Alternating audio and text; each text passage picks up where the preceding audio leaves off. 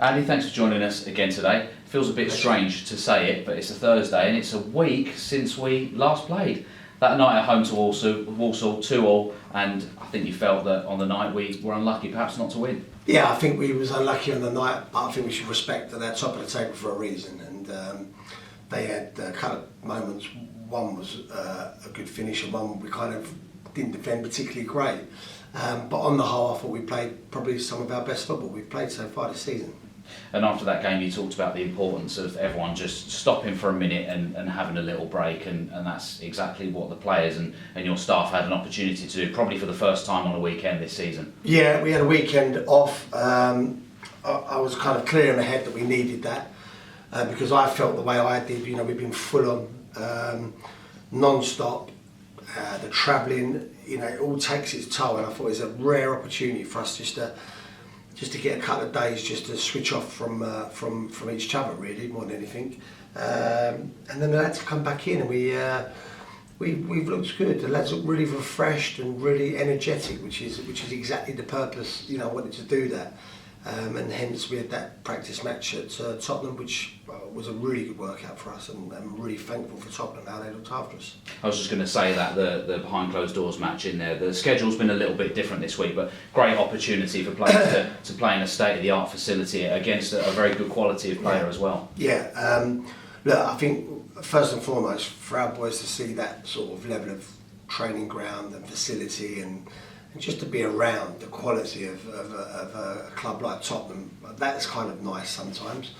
And then the quality of the match, the match was a really good match, played with a good tempo.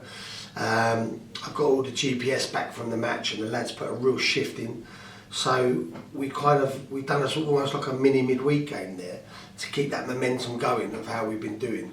And everyone come through it really well. There were some positives out of that as well. And we've just trained today and everyone's looking like, the sun's shining and we're all looking in good spirits, ready to go up to Carlisle. Like you referred to there, the opposition Carlisle United, probably the longest journey first and foremost, and looking back at the previous fixture here at the Hayes Lane Stadium in November, frustrating one that.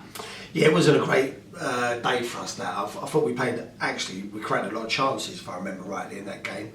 And then we'd done some silly things. We had a sending off which was a bit silly. And then they scored right at the death, so kind of left a bit of a dampener on the day. But that said, look, they're a different Carlisle team now under Mark and with Glyn Hodges there, I know. And they're certainly not a bottom of the table team, so we won't be treating them like that.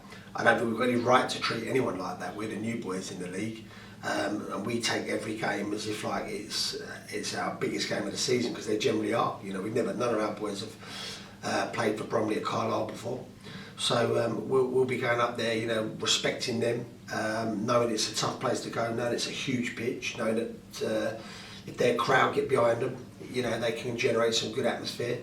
So we kind of understand all of that, but we'll be going there like we always do, and just making sure that we take care of what we're about, and make sure we stick to our principles and our way of playing. Big journey as well, and you can bet your bottom dollar the supporters will be making their way up there by train or plane or however they're going to do it, and it's so incredible, isn't it, the level of support you get at these northern away games. Amazing. I presume they're setting off now, are they? The supporters.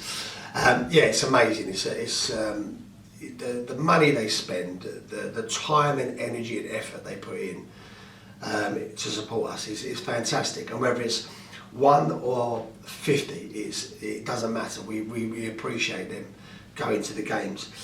So yeah, we're looking forward to that.